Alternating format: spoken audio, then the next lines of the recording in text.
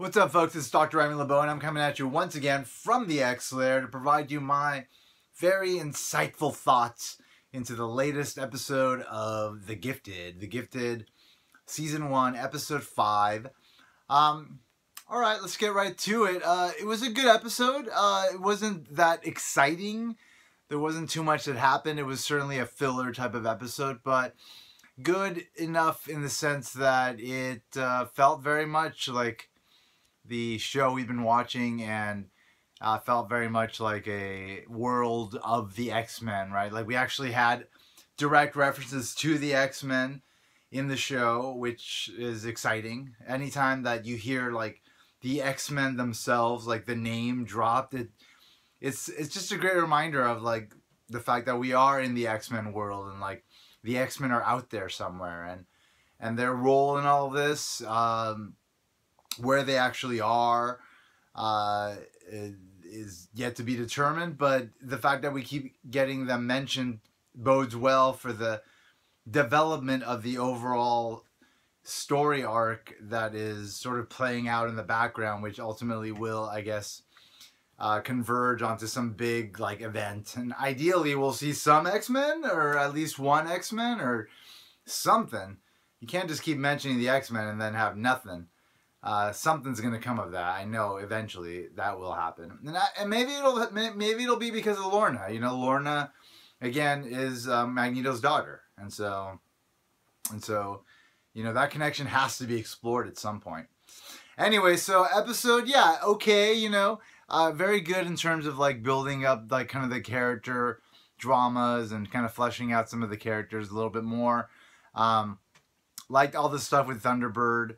Liked his whole story arc with respect to like him being a veteran, and like and him also trying to kind of, and that flashback that we had where he was advocating for mutants, and also like representing veterans, but kind of watching that whole sort of the contradiction between, you know, the people that are against mutants but for like veterans, and how ultimately what matters most to them is hating the different group. And so that led to like that sort of violent episode that Thunderbird was involved in.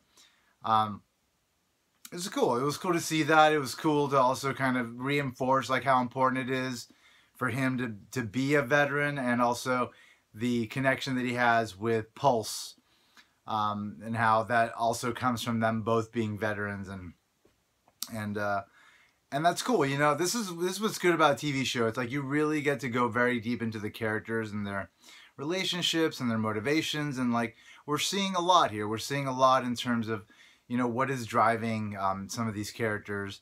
So again, like that's cool, and like I'm down for it. But you know, whatever. The season is going well so far. This is very clearly a middle episode, and so that's where we're at. We're in a moment of like kind of exploring characters and building up plot lines that will ultimately get us somewhere really exciting. I know it. I have no doubt about that at this point.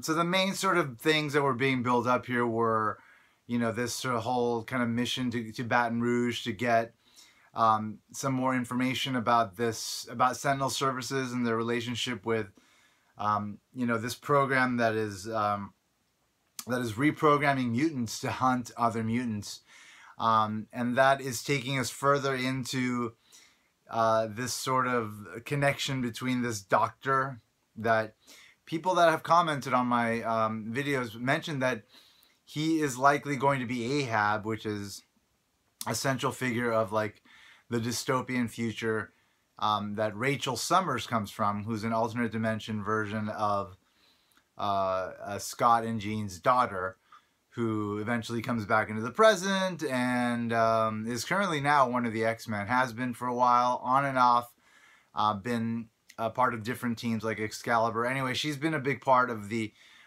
X-Men universe for a long time, and that storyline, which was X-Men Days of Future Present, which occurred in an annual, or a couple of annuals, featured this guy Ahab, who was, I believe, responsible in part for reprogramming mutants. And so that's exciting to see that the show is mining some of the cool storylines in the comics and kind of fleshing them out here, stretching them, changing them, but still kind of honoring them in spirit. And this Doctor, the way that he's being portrayed is being portrayed very menacingly, very sort of intimidating. He's got a menacing presence to him, and so that is that's great. Like, we're finally getting like a big bad kind of being built up. We don't exactly know yet how big and bad this guy is in the context of the show, but we're likely to get more information on that as the episodes continue. He seems to have a lot of interest in the kids. There's a lot of mention about the kids being super powerful, and so the kids definitely have some unique qualities that that is sort of driving a lot of the intrigue of the show, which is surprising because, like, the characters themselves, like, even though they're cool, like, I love the actors. I think they're definitely selling the characters.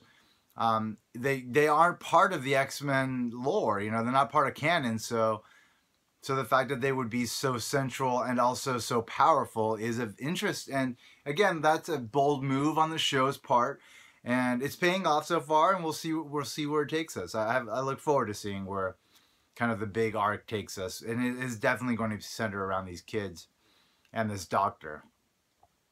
So the mention of the X-Men happened when Thunderbird John Proudstar was talking to Dreamer, and he was talking about regretting, or maybe he thought maybe the X-Men made a mistake by putting him in the Mutant Underground. So that is information we didn't have before. The X-Men are around. They're not, they live. Like, they're not dead somewhere. The X-Men are around, and they are responsible for setting up this Mutant Underground. So that's great to know. Who of the X-Men in particular, we don't know. I do know that Halle Berry was in this like shitty television show about 2 years ago now. I think it was called Extant. It was really bad. But she's been on television, and so, you know, and her movie career is like all right now. It's not really too hot, and so I'm thinking, wouldn't it be great if like they brought Halle Berry in as Storm, and maybe she was sort of the one responsible for setting up the Mutant Underground, and that could be like the main link between the show and the X-Men. A guy can dream, you know, but we'll see if that pans out. But just the mention of the X-Men, the fact that John was placed there by the X-Men specifically is exciting. And again, the more mention of the X-Men, the more likely it is that we will actually see X-Men at some point, which is fucking awesome, you know? Which is really dope. Even though I can just pop in a Blu-ray right now, watch my X-Men, read my comics, see my X-Men, to see this world that they're building up on this show have like an actual tangible connection to the X-Men that we are all familiar with would be very exciting. And would make this a much more impactful show for the fans, you know? For, you know, the small fans that maybe, you know, decorate their entire fucking rooms in X-Men shit and are constantly wearing X-Men shirts and, you know, things of that sort. Anyway, beyond that stuff, the stuff with the characters was cool. You know, the girl and this guy that can create illusions, their sort of relationship that's budding is interesting. You know, it's cool, whatever. I don't really recognize the character, but it's interesting to kind of see where that's going to go. I liked the drama between Lorna and the Strucker mother. I think that's good stuff. You know, it's subtle kind of character stuff that is building up a good sort of like opposition between, you know, like the hardcore like militant members of this underground versus those that are like looking to have a better world and are constantly working towards that. And that's always an interesting dynamic, especially when we're talking about like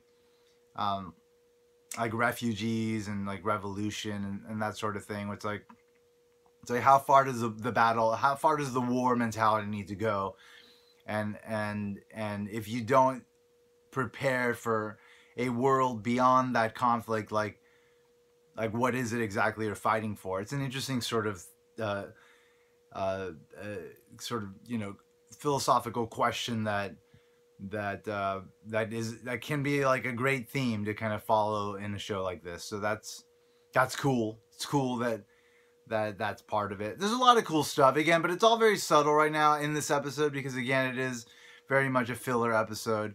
But that's what TV shows do, you know. They take you to highs and then they bring you back down, and then what's most important is the character. So I think the show is being successful in building up characters that we are interested in, that we can engage and identify with, and so that's good.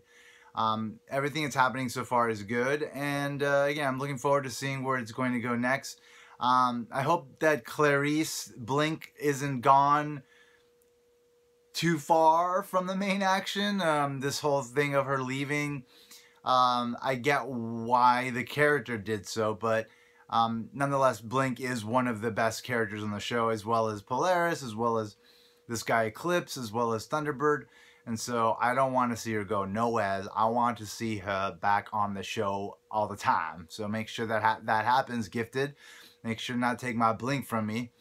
But obviously, like anytime any show kind of is first developing, and even throughout like the various seasons, like you always have characters coming in and out that may seem like main characters, but ultimately aren't. So it's always like interesting to sort of try to figure out like who's going to be always part of the show and who's not. And I hope that Blink is always going to be a permanent part of it, because I do love the character and I like how she's being portrayed. This actress, I think her name is Jamie Chung, is doing an excellent job, and so that's not something you want to just get rid of. The only reason why they would want to get rid of her is because her powers might be expensive to demonstrate, and so that's ultimately of importance to the producers, but fuck it. Put money in, Fox. It's going to be worth your effort to keep fucking pumping money into the show and making sure that, you know, us fans and like the normal fans, you know, the non-fanboy fans are, you know, engaged and talking about it and wanting more. All right. So anything else happened in the episode? I think we had, like I said, we had some cool kind of drama kind of bridging us to bigger things.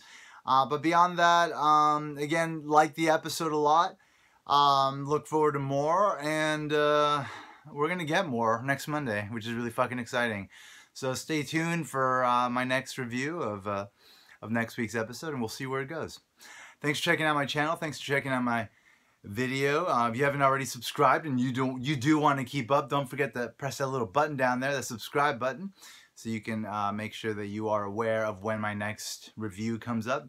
And as always, I'd like to remind you that if you haven't already, folks, you better put an X in that box because, well, ain't nobody checking me. Take care, folks. Bye-bye.